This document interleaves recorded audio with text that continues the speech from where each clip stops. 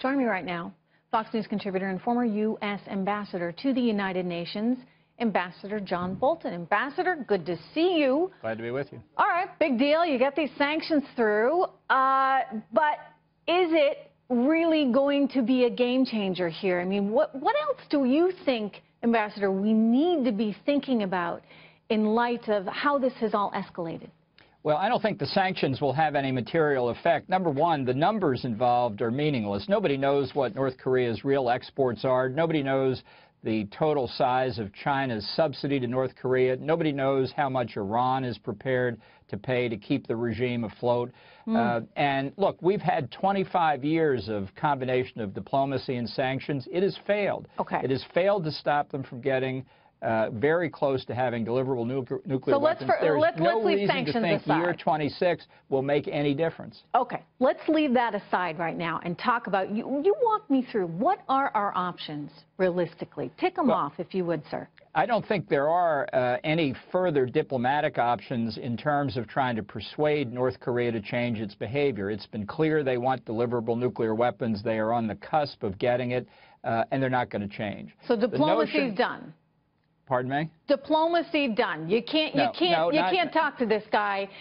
You can't invoke sanctions. So where are you taking us then? Is military? I'm not done yet. Okay. The option that other people propose is to pressure China to pressure North Korea through sanctions. I don't think that will work either, because I think the extent of the economic pressure you'd have to put on China would not be accepted. You'd have to do something dramatic like cut off all Chinese banking access to the United States. I don't see that happening. I think the only diplomatic play left is to appeal to China's national interest and convince them to reunite the peninsula. It's a hard argument to make. We should have started making it 15 years ago. So the odds of it succeeding are very limited, unfortunately. That's the diplomatic range. All right. Well, what's not in the diplomatic range then? The military range. And look, here's the choice that the American people have to make. It's a decision every citizen is going to have to come to. Are you willing to risk using military force now, before North Korea has an extensive capability to hit the United States? Or are you prepared to live from now as far as the eye can see with a nuclear-capable North Korea under a regime like this? That's the choice. Ambassador, that was well articulated. Colonel Peters also said something very similar. I want to share with you something that he said to me just 24 hours ago on this program. Let's roll the tape. We have this phobia. We don't want to hurt anybody. We just want to break stuff.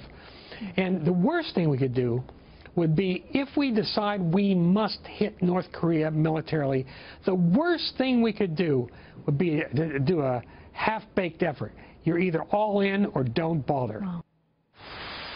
So it's similar to what you're saying, Ambassador, in that if we make that decision, if we decide that there are no diplomatic routes left and we have to invoke military action, we've got to go in and do it in a very big way, which means we need to be all in. This administration needs to be all in. The American public need to be all in.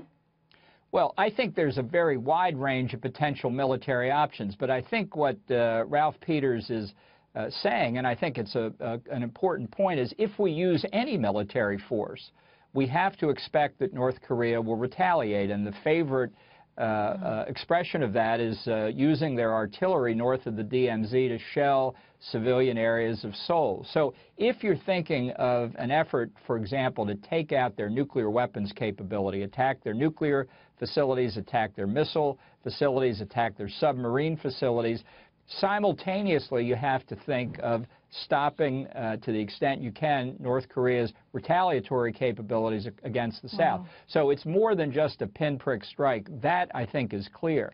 And for those who say, but my goodness, think of the risk in South Korea, my response would be, think of the risk to innocent American civilians held hostage by a regime like the one in North Korea forever, once they get a deliverable capability. The intelligence estimates now are they may have up to 60 warheads already. I don't think they have 60 ICBMs yet, and that's what's coming. I think that it's well put. What is the opportunity for us to actually change the regime without having mass casualties without having military action? Is there any? Well, I think that's the pitch to China to reunite the two Koreas. And I think, in fact, one of the arguments to China is, look, we can either do this the hard way or we can do this the easy way. If you don't come with us to agree to reunification and a controlled collapse of the regime, we may well have to use military force, and that will provoke the collapse of the regime. And therefore, everything you fear will come. It'll be the worst of all worlds. That may be persuasive to China if they think we are serious about using military force. Wow. It's complicated stuff for sure. Scary times. Thank you so much. Ambassador Bolton, good to see you. Thank you.